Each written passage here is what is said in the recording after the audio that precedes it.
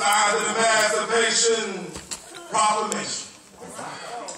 This monumentous decree came as a great beacon of light of hope to millions of Negro slaves who had been seared in the flames of withering injustice. It came as a joyous daybreak to the end of a long night of captivity. But 100 years later, the Negro must face the tragic fact that we're still not free.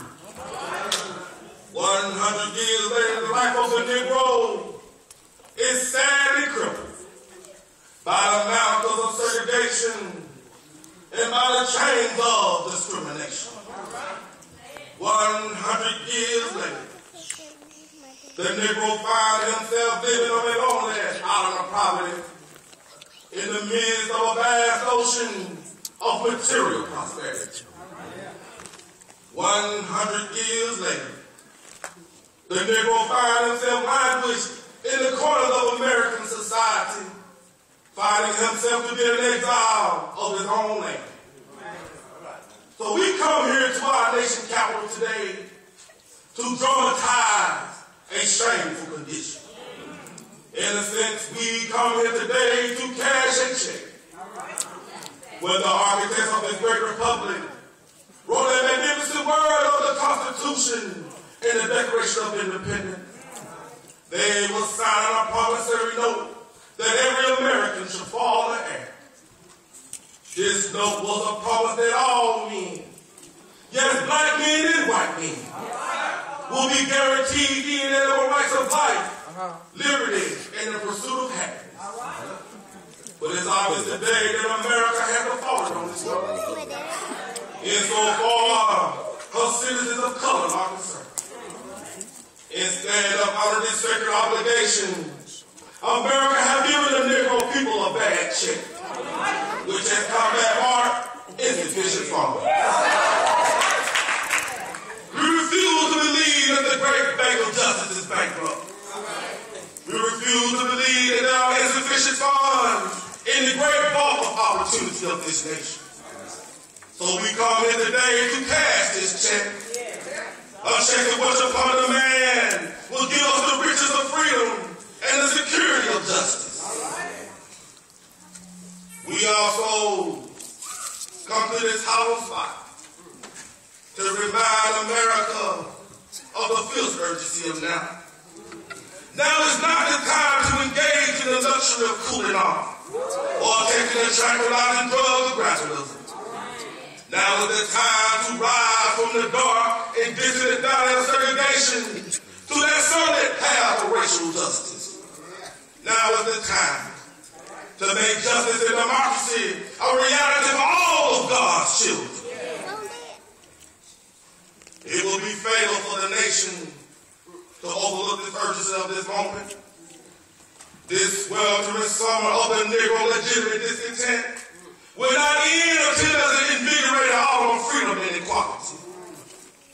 1963 is not an end, but a beginning.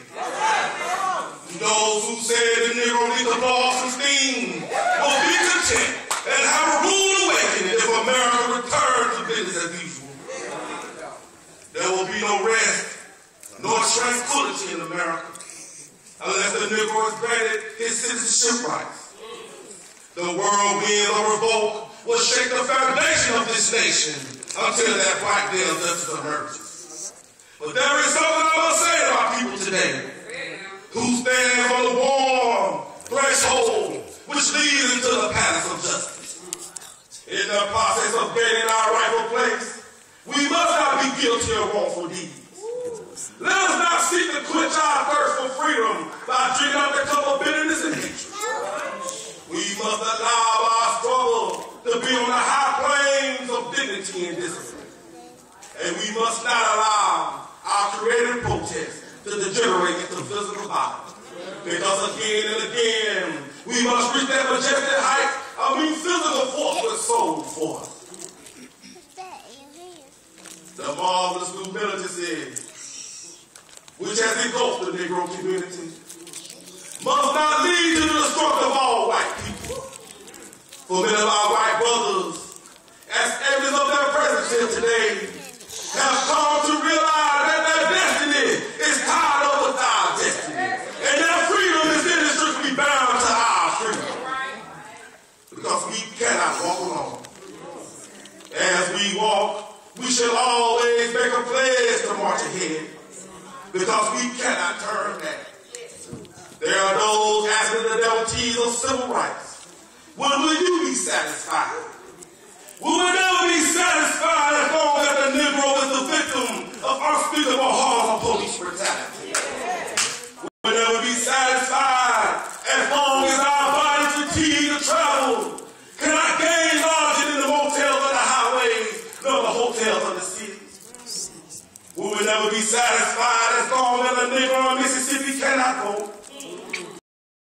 Be satisfied as long as our travel can't gain lodging in the motels of the highway nor the hotels of the cities.